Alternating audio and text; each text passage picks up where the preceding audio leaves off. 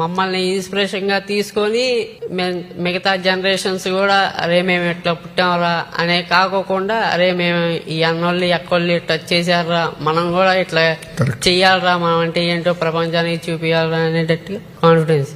Challenge. జీవితంలో నా point, నా థియరీ అంటే నేను బలంగా నమ్మేది ఏంటంటే ప్రతి కుటుంబానికి దేవుడు పరీక్ష పెడతాడు, ఏదో ఒక రకంగా పరీక్ష పెడతాడు. బయట నుంచి చూసినప్పుడు ఏమనుకుంటా అంటే ఆ కుటుంబానికి అన్ని ఇచ్చాడు రా అని అనుకోవచ్చు, కానీ పరీక్ష పెడతాడు. ఏ కుటుంబానికి పరీక్ష లేకుండా అయితే పెట్టాడు దేవుడు, కానీ ఆ పరీక్ష జయించే శక్తి కూడా ఇస్తాడు. నేను ఎక్కడికి వెళ్ళినా ఇదే చెప్తా, ఎన్ని కష్టకాలాలున్నా పాజిటివ్ మైండ్ తో, పాజిటివ్ ఓరియంటేషన్ తో, కసి, మనలో కసి ఉంటే ఏమైనా సాధించగలుగుతాం జీవితంలో. మనలో కసి లేకపోతే వెనకాల మీ అందరూ ఉండి ఎంత ప్రోత్సహించినా మనం ఏం చేయలేం. అది నేను బలగనమే. ఒక గోల్ పెట్టుకోవాలి, ఒక టార్గెట్ పెట్టుకోవాలి, ఆ టార్గెట్ సాధించే వరకు వదలకూడదు సార్. బ్రేక్ఫాస్ట్, లంచ్, డిన్నర్, పడుకునే టైంలో కూడా దాని గురించి ఆలోచించాలి, ఎలా సాధించాలి. అది సాధించగలితేనే, అది సాధించిన తర్వాత నేను పడుకుంటానని మనలో ఎప్పుడైతే కసి వస్తుందో 100% వీ కెన్ అచీవ్ థింగ్స్.